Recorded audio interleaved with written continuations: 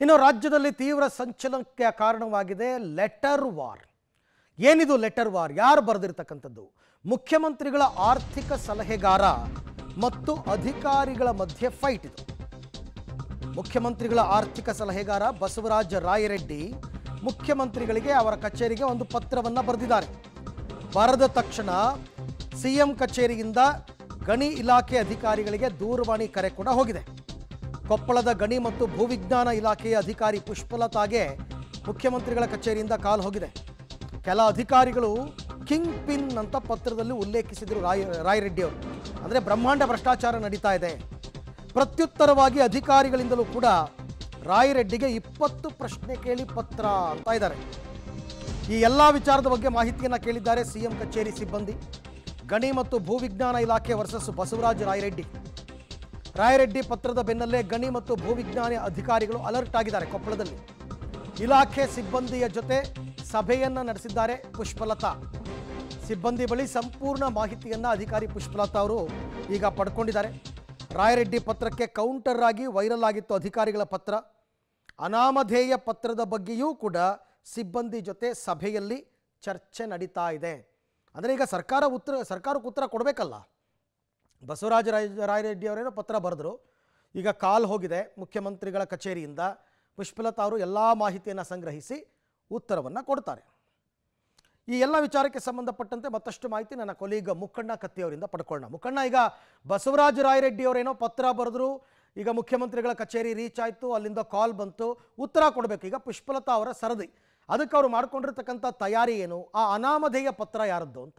ಹೌದು ಅರವಿಂದ್, ಈಗಾಗಲೇ ಕೊಪ್ಪಳ ಜಿಲ್ಲೆಯಂತಲ್ಲ ರಾಜ್ಯಾದ್ಯಂತ ಸಿಎಂ ಆರ್ಥಿಕ ಸಲಹೆಗಾರ ಅಂತ ಬಸವರಾಜ ರೆಡ್ಡಿ ಅವರು ಬರೆದಂಥ ಲೆಟರ್ ಈಗ ಕಳೆದ 2 ದಿನದಿಂದ ಲೆಟರ್ ಬರೆದಿದ್ದರು. ಈಗ ಸಾಕಷ್ಟು ಚರ್ಚೆಗೆ ಗ್ರಾಸವಾಗಿದೆ ಅಂತಲೇ ಹೇಳ್ಬೋದಾಗಿದೆ. ಯಾಕಂದರೆ ಈ ಕೊಪ್ಪಳ ಜಿಲ್ಲೆಯಲ್ಲಿ ತುಂಗಭದ್ರಾ ನದಿಯಿಂದ 85 ಕಿಲೋಮೀಟರ್ ಅಂತರದಲ್ಲಿ ಅಂದರೆ ಸಾಕಷ್ಟು ಅಕ್ರಮವಾಗಿ ಮರಳುಗಾರಿಕೆ ನಡೀತಾ ಇದೆ, ಎಗ್ಗಿಲ್ಲದೆ ನಡೀತಾ ಇದೆ. ಯಾವುದೇ ರೀತಿ ರಾಜಸ್ವ ಕಟ್ತಾ ಇಲ್ಲ, ಅಕ್ರಮವಾಗಿ ಅಂದರೆ ನಡೀತಾ ಇದ್ದ ಕಾರಣಕ್ಕೆ ಇದನ್ನು ತಡೆಯಬೇಕು ಅನ್ನೋ ಕಾರಣಕ್ಕಾಗಿ ಸಿಎಂ ಅವರಿಗೆ ಲೆಟರ್ ಈಗಾಗಲೇ ಬಸವರಾಜ ರೆಡ್ಡಿ ಅವರು ಬರೆದಿದ್ದಾರೆ. ಆದರೆ ಅದರಲ್ಲಿ ಬರೆದಿರುವಂಥ ಲೆಟರ್ ರಾಜಸ್ವ ಯಾವುದೇ ರೀತಿ ಅಕ್ರಮವಾಗಿ ಅಧಿಕಾರಿಗಳೇ ಅಂದರೆ ಹಿರಿಯ ಗಣಿ ಮತ್ತು ಭೂಜ್ಞಾನಕ್ಕೆ ಹಿರಿಯ ಅಧಿಕಾರಿ ಪುಷ್ಪಲತಾ ಸೇರಿದಂತೆ ಇನ್ನು 10ಕ್ಕೂ ಅಧಿಕಾರಿಗಳು, ಜೆಲೆಸ್ಟ್ ಆಗಿರ್ಬೋದು, ಹಿರಿಯ ಜೆಲೆಸ್ಟ್ ಆಗಿರ್ಬೋದು, ಎಲ್ಲ 10ಕ್ಕೂ ಹೆಚ್ಚು ಅಧಿಕಾರಿಗಳು ಇದರ ಪಾಲ್ಗೊಂಡ ಹಿನ್ನೆಲೆಯಲ್ಲಿ ಅಕ್ರಮವಾಗಿ ಇಲ್ಲಿ ಬ್ರಹ್ಮಾಂಡ ಭ್ರಷ್ಟಾಚಾರ ನಡೀತಾ ಇದೆ. ಇವರೇ ಅಧಿಕಾರಿಗಳು ಕಿಂಗ್ ಪಿನ್ ಆಗಿದ್ದಾರೆ ಅಂತೇಳಿ ನೇರವಾಗಿ ಅಧಿಕಾರಿಗಳ ಮೇಲೆ ಗಂಭೀರವಾಗಿ ಆರೋಪವನ್ನು ಶಾಸಕ ಬಸವರಾಜ ರೆಡ್ಡಿ ಅವರು ಆರೋಪ ಮಾಡಿ ಸಿಎಂಗೆ ಲೆಟರ್ ಬರೆದಿದ್ದಾರೆ. ಅದಕ್ಕೆ ಪ್ರತಿಯುತ್ತರವಾಗಿ ಅಂದರೆ ಅನಾಮಧೇಯ ಒಂದು ಪತ್ರ, ಅಂದರೆ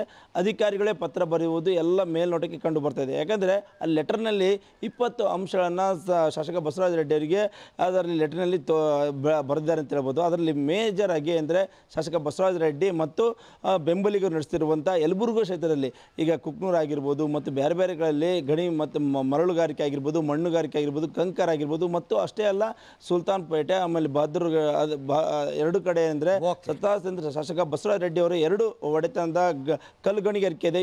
ಈ ಕಾರಣಕ್ಕಾಗಿ ಸಾಕಷ್ಟು ಏನಪ್ಪ ರಾಜಸ್ವ ಕಟ್ಟಬೇಕನ್ನೋ ಕಾರಣಕ್ಕಾಗಿ ಅಧಿಕಾರಿಗಳು ಅಂದರೆ ಹಿರಿಯ ಅಧಿಕಾರಿಗಳು ಅವರಿಗೆ ಮಾಹಿತಿ ಕೊಟ್ಟ ಹಿನ್ನೆಲೆಯಲ್ಲಿ ಇದು ಒಂದು ರೀತಿ ರಾಜಸ್ವ ಕಟ್ಟಲಾರ ಕಾರಣಕ್ಕಾಗಿ ಶಾಸಕ ಬಸವರಾಜ ರಾಯರೆಡ್ಡಿ ಅವರೇ ಸ್ವತಃ ಅಧಿಕಾರಿಗಳ ಮೇಲೆ ಗಂಭೀರವಾಗಿ ಆರೋಪ ಮಾಡಿದ್ದಾರೆ ಅಂತೇಳಿ ಈ ಲೆಟರ್ ಮೇಲೆ ಕಾಣ್ತಾ ಇದೆ. ಈಗಾಗಲೇ ಸಿಎಂ ಕಚೇರಿಯಿಂದ ಈಗಾಗಲೇ ಮಾಹಿತಿ ಕಲೆಕ್ಟ್ ಮಾಡ್ತಾ ಇದ್ದಾರೆ. ಯಾರು ತಪ್ಪು ಯಾರ್ದಿಲ್ಲ, ಅಧಿಕಾರಿಗಳು ತಪ್ಪ ಇಲ್ಲ ಏನಂದರೆ ಶಾಸಕರು ತಪ್ಪ ಅಂತ ಎಲ್ಲ ಮಾಹಿತಿಯನ್ನು ಕಲೆಕ್ಟ್ ಮಾಡ್ತಾ ಇರೋದು ಈಗಾಗಲೇ ಬೆಳಕಿಗೆ ಬಂದಿದೆ ಅಂತ ಹೇಳ್ಬೋದಾಗಿದೆ. ಥ್ಯಾಂಕ್ ಯು ತಮ್ಮೆಲ್ಲ ಮಾಹಿತಿಗೆ ಮುಖಂಡ, ಧನ್ಯವಾದ. ಈ ಅಧಿಕಾರಿಗಳು ಭ್ರಷ್ಟಾಚಾರದಲ್ಲಿ ಭಾಗಿಯಾಗ್ತಕ್ಕಂಥದ್ದು ಹೊಸದೇನೂ ಅಲ್ಲ.